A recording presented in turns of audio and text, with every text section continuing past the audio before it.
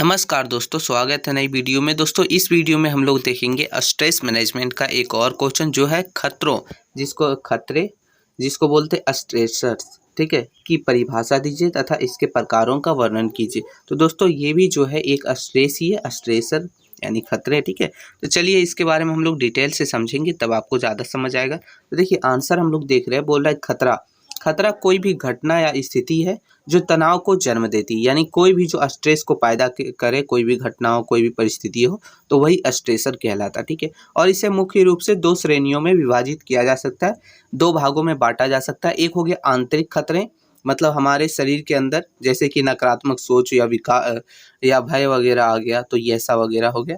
फिर है बाहरी खतरा, जैसे कि कोई आर्थिक समस्या हो गया, रिश्ते में तनाव हो गया, या फिर आप जहाँ काम कर रहे हो या फिर कोई ड्यूटी वगैरह का वहाँ का दबाव। तो ये हो गया दो तरह का, ठीक है। मतलब मुख्यतः दो भागों में इसे बांटा जाता है, आंतरिक खतरा और बाहरी खतरा, ठीक है दोस्तों। तो देखिए इन खतरों को आगे जीवन की घटनाओं, दैनिक परेशानियां या बड़े संकटों में वर्गीकृत किया जा सकता है, जो कि व्यक्ति की शारीरिक और मनोवैज्ञानिक प्रतिक्रियाएं पैदा करते हैं। तो कहने का मतलब ये है दोस्तों, इसे जो है बहुत सारे तरीकों से विभाजित किया जा सकता है, जो हम लोग एक एक करके अच्छे से समझेंगे। लेकिन आपको सबसे पहले समझना है कि खतरों क्या होते हैं, स्ट्रेसर्स क्या होते हैं। तो देखिए इसे हम सरल शब्दों में समझेंगे कि जो भी परिस्थिति, घटना, व्यक्ति, विचार अथवा दबाव हमें मानसिक, शारीरिक या भावनात्मक रूप से प्रभावित करे, उसे जो है प्रभावित करके तनाव पैदा करे, यानी कोई भी परेशानी से प्रभावित करके हमें जो तनाव पैदा करे, स्ट्रेस पैदा करे, वही तनाव कारक या फिर खतरों कहलाते हैं, ठीक है। इसी को बोलते हैं स्ट्रेसर्स कहलाते हैं, यही चीज़ है, ठीक है। तो ये था दोस्तों। अब हम लोग एक एक करके देखेंगे इसका प्रकार, यानी कि खतरों के प्रकार। तो खतरों के विभिन्न प्रकार से जो है इसे विभाजित किया जा सकता है अलग अलग आधार पर। तो सबसे पहला हम लोग देखेंगे कि समय के आधार पर इसका प्रकार कितने हैं। तो सबसे पहले समय के आधार पर है ना, तो इसका हो गया तीव्र तनाव, यानी कि तीव्र का मतलब ही हुआ स्पीड, यानी तीव्र मतलब तेजी, ठीक है। यह अल्पकालीन होता है, यानी कुछ समय के लिए होता है, आमतौर पर एक विशिष्ट घटना से जुड़ा होता है या तनाव को खत्म करने के बाद समाप्त हो जाता है।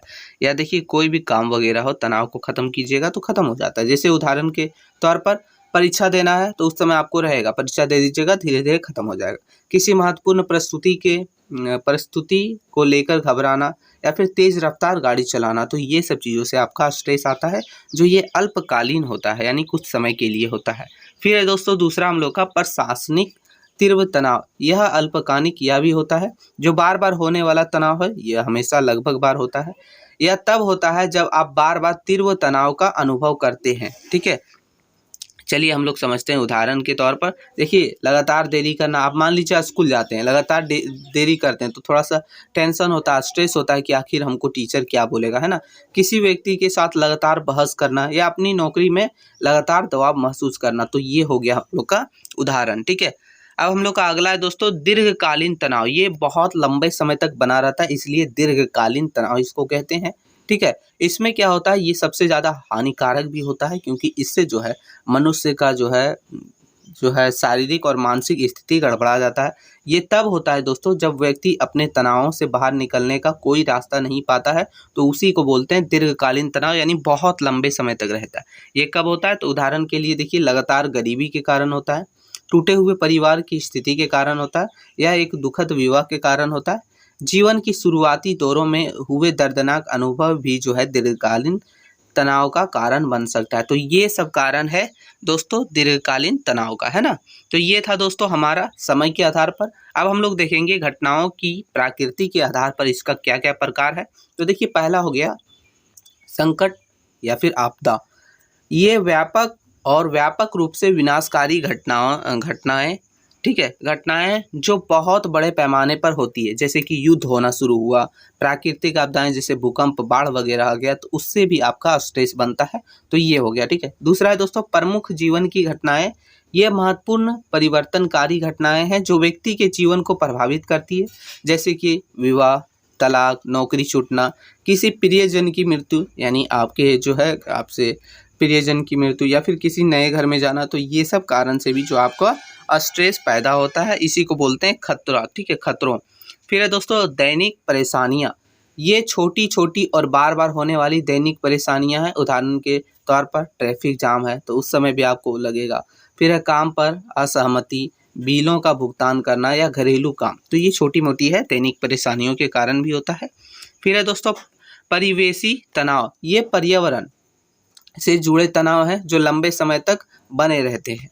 तो ये कैसे, चलिए उदाहरण देखिएगा तो ज़्यादा समझ आएगा। उदाहरण के तौर पर बहुत अधिक शोर हो रहा हो आसपास, ठीक है, कोई फैक्ट्री हो, बहुत अधिक शोर हो रहा हो, खराब मौसम की स्थिति के कारण, प्रदूषित वातावरण के कारण, तो इन सभी के कारण भी जो है ये होता है। तो ये था दोस्तों हमारा प्राकृतिक मतलब घटनाओं के प्रकृति के आधार पर। अब हम लोग देखेंगे स्रोत के आधार पर इसका प्रकार। तो टोटल 3 भागों में वर्गीकृत किया गया है। एक समय के आधार पर, एक था प्राकृतिक आपदाएं वगैरह के आधार पर, दूसरा है स्रोत के आधार पर, है ना।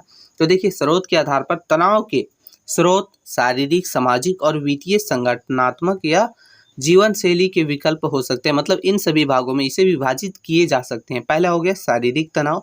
शारीरिक तनाव में दोस्तों हो सकता है आपको चोट लग गया हो या किसी तरह का बीमारी या दर्द, तो यही हो गया आप लोग का शारीरिक तनाव, है ना। तो ये है शारीरिक तनाव। अब है सामाजिक या संबंध परक तनाव। तो ये कोई रिश्ता हो या फिर सामाजिक बातचीत से संबंधित होते हैं, जैसे कि आप भाई भाई में झगड़ा या तो फिर कुछ भी ले ले, ठीक है, रिश्ते वगैरह में कोई बहस वगैरह हो तो ऐसा, ठीक है। फिर है वित्तीय तनाव दोस्तों। वित्तीय तनाव ये हो गया, इसे आप लोग आर्थिक तनाव के नाम से भी जान सकते हैं, यानी कि पैसे की कमी या धन या वित्तीय सुरक्षा से जुड़ी चिंताएं हो तो इसे बोलते हैं वित्तीय तनाव।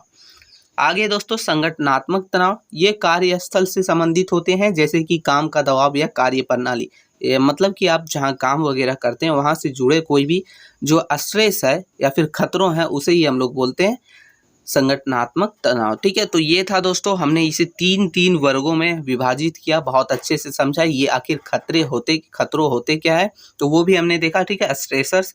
अब इसका थोड़ा सा निष्कर्ष देखते हैं। तो बोल रहा खतरे जिसको बोलते हैं स्ट्रेसर्स, व्यक्ति के जीवन में विभिन्न स्रोतों से उत्पन्न हो सकते हैं।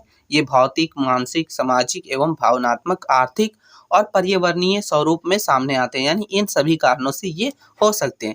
इनकी पहचान और प्रबंधन से ही हम तनाव को नियंत्रित कर सकते हैं और मानसिक शारीरिक स्वास्थ्य को संतुलित रख सकते हैं। यानी कहने का मतलब है ये है कि आप इसे पहचानिए और इसे नियंत्रित रख सकते हैं, ठीक है, स्वास्थ्य को ध्यान में रखते हुए और अपने आप को ध्यान में संतुलित रखते हुए, वरना इसे तो जड़ से ख़त्म नहीं किया जा सकता। और ये खतरे जिसको स्ट्रेसर्स बोलते हैं वो आते जाते रहते हैं, ठीक है दोस्तों। तो ये था हमारा क्वेश्चन दोस्तों। तो थोड़ा भी हेल्पफुल लगा तो एक लाइक कर दीजिएगा। मिलते हैं नई वीडियो में दोस्तों, तब तक के लिए जय हिंद दोस्तों।